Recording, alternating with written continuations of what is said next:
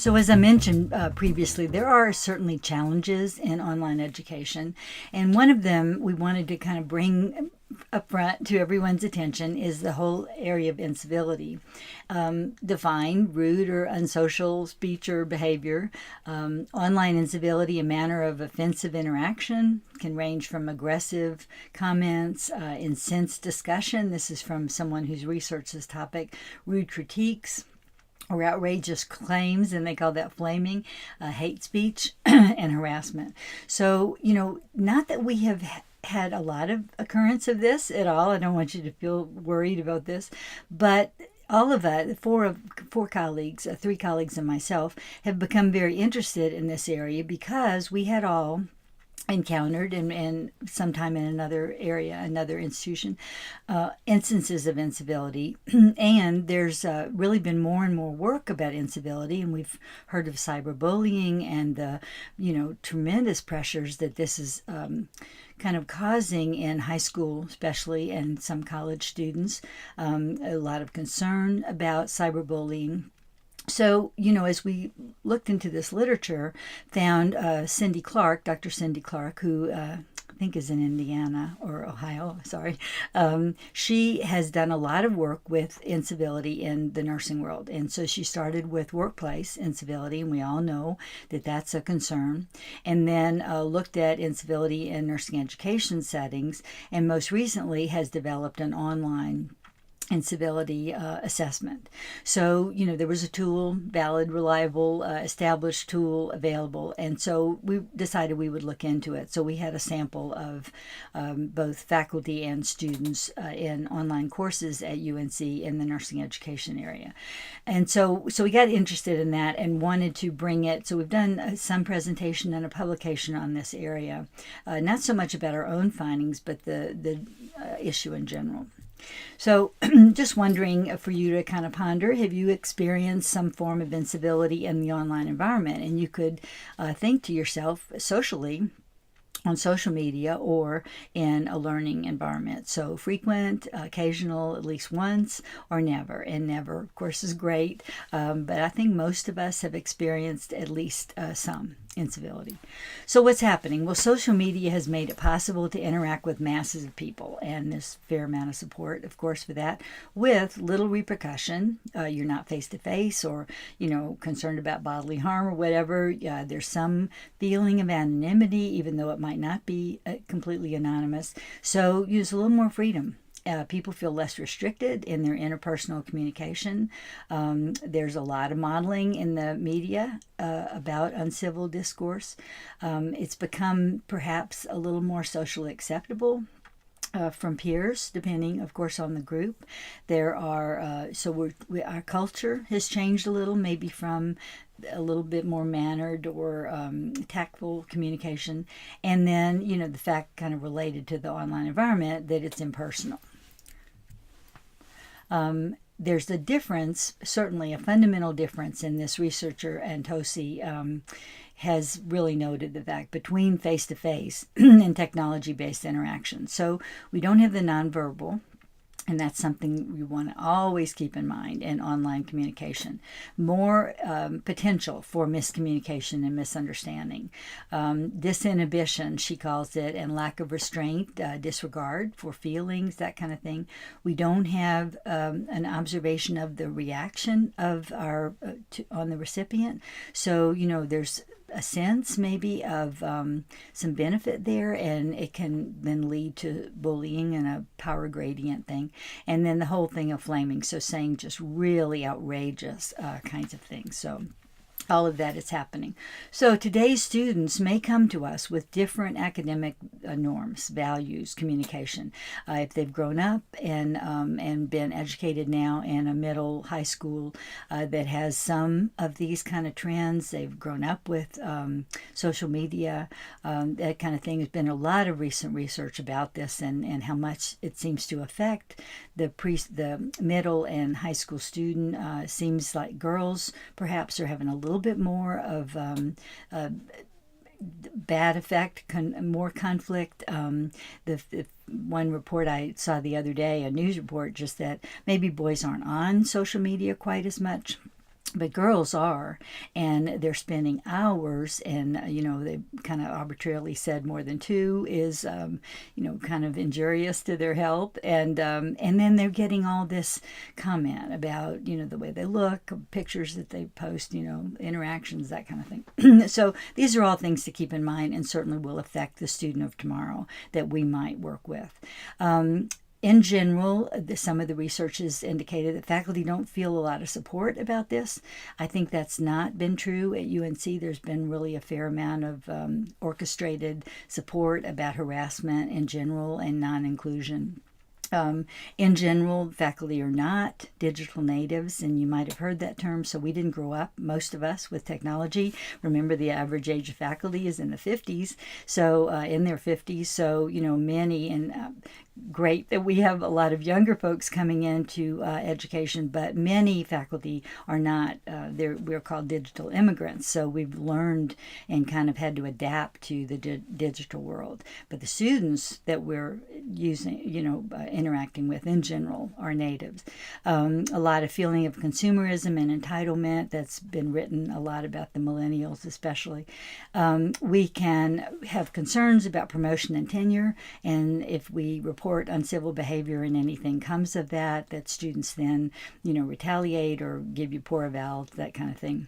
And the websites, and there are a lot of those, and I have to say I haven't done a lot of research about this, that give evaluations of professors, and so some people feel that that's really intimidating and inhibiting to their performance. So there are some things happening kind of out there in social media and in educational circles that don't lend itself to doing much about incivility.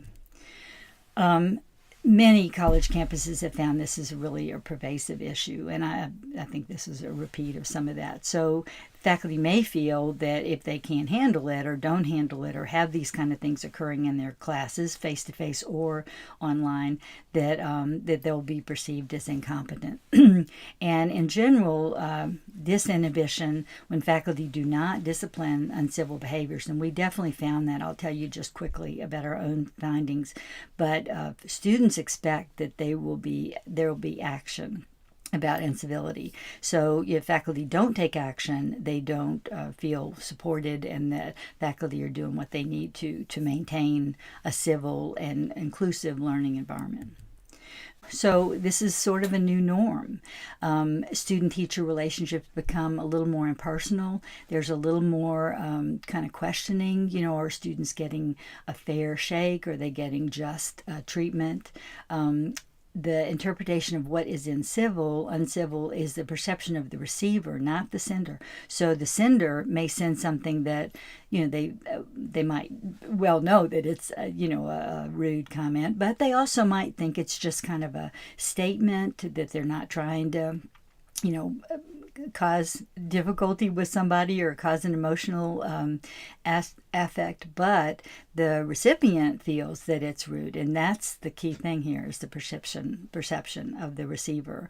And then there's certainly differences in what's perceived as uncivil versus just annoying. And so what maybe we would be able to kind of let go in a face-to-face environment becomes more of an issue when it's in the online environment. Cyberbullying, as I mentioned, is not easily defined. It's not the same as in the face-to-face world. New forms are emerging in the online world, and so the idea of being harassing, flaming, stalking, threats of physical violence, even though a person is not physically there. These threats can be and we've all seen media reports of these things, hate-related name calling, that kind of thing. So this is a real issue. It can depend a little bit on the degree of the expertise of the sender and of the receiver to some extent. Can be anonymous, of course. And since the perpetrator, and I mentioned this previously, can't see the victim's immediate reaction, that could be good or bad. I mean, it might just escalate the bullying because they're not even seeing the response that they're getting. So the victim and the victim in general, and some written about this, doesn't feel they have a safe place. I mean, the online environment is everywhere. I mean, they can't go home and to their room and feel like they can escape from the cyberbullying because, of course, it's online and everywhere. Yes, so incivility does exist in nursing education. It can be in several dimensions, so faculty to student, student to student, student to faculty, faculty to faculty, and then certainly in the work environment, nurse to nurse, and then nurse to other disciplines or other disciplines to nurses. Incivility is certainly out there in our education and work world. It violates our code of ethics, so I think that's one thing to kind of keep in mind. As our code of ethics requires us to have an ethical environment and a culture of civility with the aim of patient care, interacting well with our colleagues, that kind of thing. So it led Clark, who's done, as I said, a lot of work in this area, to develop this incivility in online learning environments survey, and that was from 2012. So it's one that we used in the University of Northern Colorado study. So we had faculty 34 and students 44 who had all been in online courses, and they did all report. I mean, it was a lot of agreement about the fact that there is incivility. They reported a very low incidence, so we were really pleased about that. So people didn't feel that this was a common occurrence. But what was really interesting for us, two things. First, the faculty and students agreed that most of the really egregious things, name calling, rude, racial slurs, that kind of thing, even things like student dishonesty, that those were all uncivil behaviors. So everybody kind of agreed about that. And the tool has two parts. So they first acknowledge the behavior and then agree or not on a Likert scale about how much they would agree that that's an uncivil behavior. And then they say how much that has occurred to them in the last year. But the groups differed, the student and faculty differed on the more subtle things, like students felt that late or insufficient feedback was uncivil behavior from faculty, that faculty posting an unclear syllabus or instructions about an assignment was uncivil. A fair amount of agreement from among faculty that student plagiarism, students, rude comments, that kind of thing. But we were a little surprised to see that students had a lot of feelings about what was, they felt, uncivil and rude behavior from faculty having to do with these kind of things. Feedback, not grading papers in a prompt manner, not responding to their questions or to discussion posts if they're not in there, that was considered rudeness on the faculty part. So that was just a little different finding than we expected, and it made us realize that we need to know more about incivility and what the perceptions of various groups are. Both faculty and student report that there was a challenge in the online environment about feeling connected. So, and as we've kind of emphasized the cyberbullying and the various things that have changed in our environment because of the kind of omnipresent social media and everything, is this idea of connectedness. So feeling connected, if that leads to incivility, then some of the ways to combat it are to make sure that people do feel more connected.